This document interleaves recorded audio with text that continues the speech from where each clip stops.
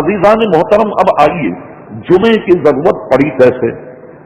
کیا وجہ رہی کہ جمعے کی نماز یا ایک دن متعین کیا جائے؟ سبحان اللہ، حضور علیہ الصلوۃ والسلام ابھی مکہ مکرمہ میں ابھی ہجرت فرما کر مدینہ منورہ نہیں گئے، لیکن حضور علیہ الصلوۃ والسلام نے چونکہ ہجرت تو فرمانی، ہجرت کرنے کے بعد جب وہاں جائیں گے تو وہاں ایک جماعت مسلمانوں کی پہلے سے تیار رہے، تاکہ حضور علیہ السلام جب جائیں تو ان کی تبلیغ اور اس مشن کو پھیلانے کے لیے پہلے سے لوگ ہوں گے۔ جب حضور تشریف لے جائیں تو دین کو تقویت ملے گی، دین کو تقویت اور حمایت ملے گی۔ بعض صحابہ کرام علیہم الرضوان حضور نے اپنے سے پہلے مدینہ منورہ بھیج دیا۔ جب انہیں مدینہ منورہ بھیجا تو اکابر صحابہ کرام علیہم الرضوان نے اپنے اجتہاد، ابھی قرآن کی آیت نہیں آئی اور حضور کا کوئی پیغام بھی انہیں نہیں ملا کہ تم جمعہ منعقد کرو، حضرت مصعب ابن عمیر، یہ وہ صحابی کہ جنہوں نے سب سے پہلے اسلام کی تاریخ کا جمعہ مدینہ منورہ میں منعقد کیا۔ اب آئیے اس کی بنیاد کیا ہے؟ بعض معتبر بنی اسرائیلی روایات جو ہماری کتابوں میں موجود ہیں، جنہیں اکابر مفسرین نے نقل فرمایا، ایک روایت یہ ہے کہ نبی کریم صلی اللہ علیہ وسلم کے جو آبا و اجداد، حضور کے ایک جد امجد، ان کا نام ہے کعب ابن لوئی، اور اگر تاریخ سے موازنہ کیا جائے تو حضور علیہ السلام کے جد امجد میں کعب ابن لوئی کا زمانہ نبی کریم علیہ السلام کی بعثت سے 560 برس پہلے کا زمانہ، 560 برس ابھی حضور کی ولادت میں باقی، تو اتنے سال تک حضرت کعب ابن لوئی ایک اجتماع کرتے، اور اس اجتماع جس دن کرتے اس دن کا نام تھا عروبہ، اس لیے اس کو یوم العروبہ کہا جاتا تھا۔ تو زمانے جاہلیت میں جمعے کو عروبہ سے تعبیر کیا جاتا اور اسے یوم عروبہ کہا جاتا۔ تو یوم عروبہ ہفتے سے جو پہلے کا دن، ہفتے سے پہلے کا دن جمعہ، اسے یوم عروبہ کہتے تھے۔ تو یوم عروبہ کو اللہ تبارک و تعالیٰ نے جمعے کا نام دے دیا۔ تو حضرت کعب کیا کرتے، جو حضور کے جد امجد، تمام لوگوں کو جمعے کے دن یوم عروبہ کو ایک تبلیغ کا اجتماع کرتے، مدینہ منورہ سے لوگوں کو بلاتے، اور بلانے کے بعد کیا واز کرتے، آپ سن کر کے تعجب بھی کریں گے اور ایمان بھی تازہ ہو جائے۔ حضرت کعب لوگوں میں تبلیغ یہ کرتے تھے کہ لوگوں، ہماری اولاد میں سے ایک شخص پیدا ہونے والا جس کا نام محمد ہے صلی اللہ علیہ وسلم، ان کے فضائل یہ ہوں گے، ان کے کمال یہ ہوں گے، ان کا حسن یہ ہوگا، ان کا جمال یہ ہوگا، وہ اللہ کے محبوب ہوں گے، اللہ کے دین کو لے کر آئیں۔ یہ سارے فضائل وہ حضور علیہ السلام کے بیان کیا کرتے تھے۔ اب رہا مسئلہ یہ انہیں کیسے پتہ لگ گیا کہ حضور تشریف لانے والے؟ سب سے اہم سوال یہ ہے، زمانے جاہلیت میں 560 سال پہلے حضرت کعب ابن لوئی خطبہ فرماتے جمعے کے دن یوم عروبہ کہ حضور جلواگر ہونے والے ہیں۔ تو عزیزان گرامی، اس میں اگر تردد ہو تو قرآن مجید فرقان حمید کی ایک سری آیت اس پر ناطق ہے۔ سبحان اللہ، ارشاد باری تعالیٰ ہوا، وَإِذْ أَخَذَ اللَّهُ مِيثَاقَ النَّبِيِّينَ لَمَا آتَيْتُكُم مِّن كِتَابٍ وَحِكْمَةٍ ثُمَّ جَاءَكُمْ رَسُولٌ مُصَدِّقٌ لِّمَا مَعَكُمْ لَتُؤْمِنُنَّ بِهِ وَلَتَنصُرُنَّهُ قَالَ أَقْرَرْتُمْ وَأَخَذْتُمْ عَلَىٰ ذَٰلِكُمْ إِصْرِي قَالُوا أَقْرَرْنَا قَالَ فَاشْهَدُوا وَأَنَا مَعَكُمْ مِنَ الشَّاهِدِينَ۔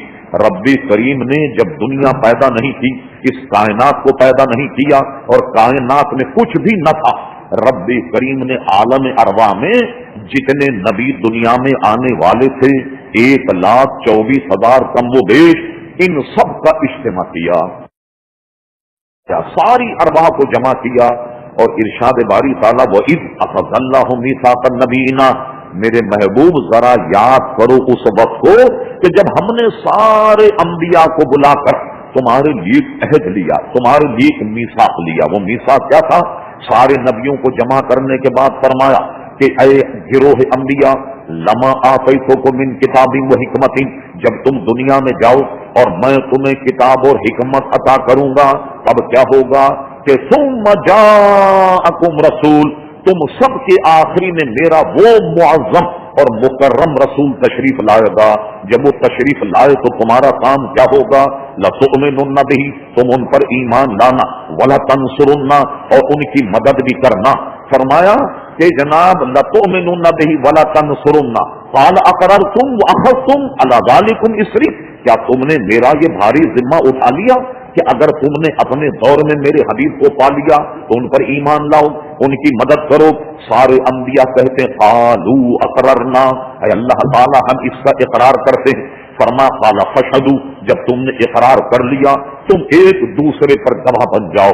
آدم علیہ السلام نوح کے گواہ بن جائیں، حضرت نوح آدم علیہ السلام کے گواہ بن جائیں، حضرت عیسیٰ علیہ السلام موسیٰ کے گواہ بن جائیں، موسیٰ عیسیٰ کے گواہ بن جائیں، ہر نبی ایک دوسرے پر گواہ ہو جائے علیہم الصلاۃ والسلام۔ پھر فرما انا معکم من الشاہدین، اور میں تم سب پر بھی گواہ ہوں۔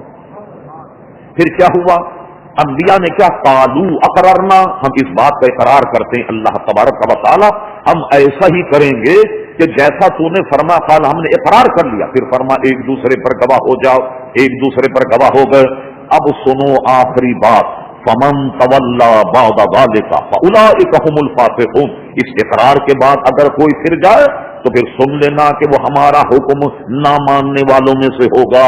اس کی تفسیر میں علماء فرماتے ہیں ہر نبی جب دنیا میں آیا، آنے کے بعد اس نے حضور کا چرچا کیا، اپنی امت میں ہم سے ایک وعدہ لیا گیا اگر وہ نبی ہمارے بعد میں آئے، اپنی امت سے کہا کہ تم سب اس کی گواہی دینا، اس پر ایمان لانا اور اس کی مدد کرنا۔ اور دیکھیے سارے نبیوں نے تو جو کیا سو کیا۔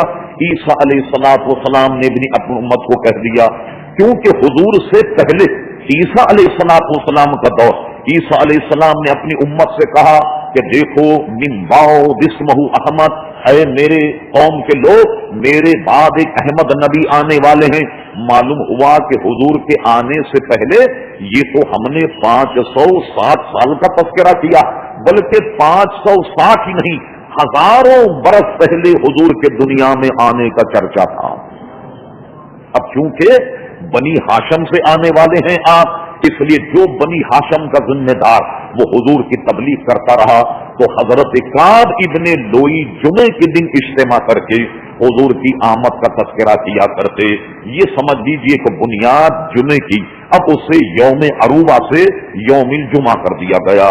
سب سے پہلے جمعہ حضرت مصعب ابن زبیر نے یوں متوع کیا، عمیر مصعب ابن عمیر، سوچا لوگوں سے مشورہ کیا، دیکھو یہودیوں کو انہوں نے اپنا دن ہفتہ رکھ لیا، وہ ہفتے کو عبادت کرتے ہیں۔ نصارہ کو دیکھو انہوں نے اتوار مقرر کر لیا، تو ہم اتوار اور ہفتہ تو نہیں رکھیں گے، کیونکہ یہ جو ہے یہود اور نصارہ نے ان کو پسند کیا، لہذا ہمارے لیے کوئی نیا دن ہونا چاہیے۔ مصعب ابن عمیر نے کیا کیا؟ اپنے اشتہاد، اپنی عقل و خرد سے کہ مسلمانوں کے لیے کوئی اجتماع کا ایک دن ہونا چاہیے تاکہ سارے مسلمان ہفتے میں ایک جگہ جمع ہو جائیں، اور اس کے کئی فوائد۔ ایک تو یہ کہ ایک جگہ جمع ہو جائیں، اجتماعی دعا ہوگی، اجتماعی نماز ہوگی، اور ایک دوسرے سے ایک دوسرے کے مسلمان کو ملنے سے بھی بڑی تمانیت ہوگی، بھئی آپ کا کیا حال ہے، ہمارا کیا حال، ایک دوسرے کے حالات سے واقف بھی لوگ ہو جائیں۔ انہوں نے سب سے پہلے مدینہ منورہ کی سرزمین پر جمعہ منعقد کیا۔ جناب جب یہ جمعہ انہوں نے منعقد کیا تو سبحان اللہ، حضرت اسد ابن زرارہ، یہ وہ تاریخی صحابی ہیں اسد ابن گویا زرارہ کہ جنہوں نے اجتماع کرنے کے بعد اس میں خطبہ بھی پڑھا اور لوگوں کو واعظ و نصیحت بھی کی، اور یہ پہلا جمعہ تھا جو مدینہ شریف کی سرزمین پر منعقد کیا گیا۔ اس کے محرک مصعب ابن عمیر اور پڑھانے والے حضرت اسد ابن حضرت اسد رضی اللہ عنہ ابن زرار۔ انہوں نے सबसे पहले खुतबा कहा और नमाज पढ़ाई।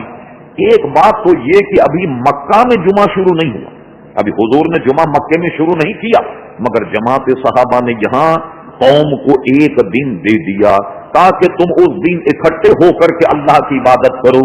अब आइए, जब हुजूर को हिजरत का हुक्म आया, आप मक्का मुकर्रमा से मदीने मुनव्वरा की जानिब आए, आपने क़याम फरमाया पीर, मंगल, बुध, जुमेरात कुबा शरीफ, और कुबा शरीफ में मस्जिद का संगे बुनियाद रखा।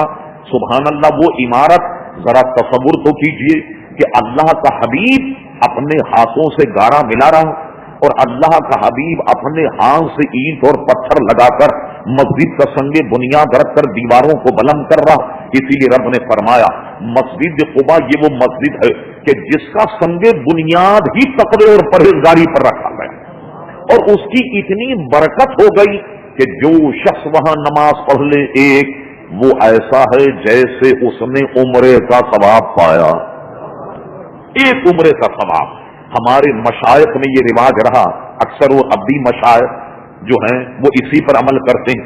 हफ्ते के दिन मदीने मुनव्वरा बगैर किसी सवारी, अब तो बहुत आसान हो गए रास्ते, बगैर किसी सवारी के पैदल जाते हैं और मस्जिद कुबा में 2 रकत पढ़ने के बाद वापस आ जाते हैं। अब तक वो या ये उलमा ने ये बाकी है ये बात, हफ्ते को वो ऐसा करते हैं। गौर कीजिए आप, हालांकि वो मस्जिद तो मुनहदिम हो गई जो हुजूर ने बनाई, बड़ी मुख्तसर होगी। आज से 20-25 साल पहले तुर्कियों की मस्जिद थी जो उन्होंने बनाई, उसके बाद में वहां के शाह ने संगे बुनियाद रख करके बहुत ही शानदार मस्जिद बनाई। लीजिए, अब तो वो पत्थर भी नहीं रहे, वो गारा भी नहीं रहा जो हुजूर अलैहिस्सलाम ने लगाया, लेकिन बस हुजूर के हाथों की बरकत ऐसी कि आज भी उस मस्जिद में कोई आदमी नमाज पढ़े तो एक नमाज का सवाब एक उम्रे के बराबर है। ये किस लिए हुआ? उसके पत्थर बहुत शानदार है, ये इसलिए हुआ कि उसकी बनावट बहुत शानदार, इसलिए कि मस्जिद जो है वो बड़ी रौनक और जनाब बड़ी मुरक्का और मुसज्जा है। नहीं, ईमान से पूछिए तो वो यही कहेगा कि इसकी बरकत सिर्फ इसीलिए है कि इसके संगे बुनियाद में अल्लाह के महबूब का हाथ लग गया, हुजूर का दस्ते करम लग गया, तो गोया वो मस्जिद बन गई। अब लीजिए साहब, पीर, मंगल, बुध, जुमेरात, ये 4 दिन आपने क़याम फरमाया, 4 दिन में आपने मस्जिद तामीर फरमाई। अब सुबह के दिन मुनासिब वक्त निकाल कर, अब आपको चूंकि मदीने मुनव्वरा जाना था, लिहाजा आप वहां से चल करके जब आए तो बनी सालिम एक मोहल्ला था जहां ये बिरादरी रहती। इस बिरादरी के इलाके से जब गुजरने लगे तो उस जमाने में जब जोहर की नमाज पढ़ी जाती, जोहर का वक्त आ गया।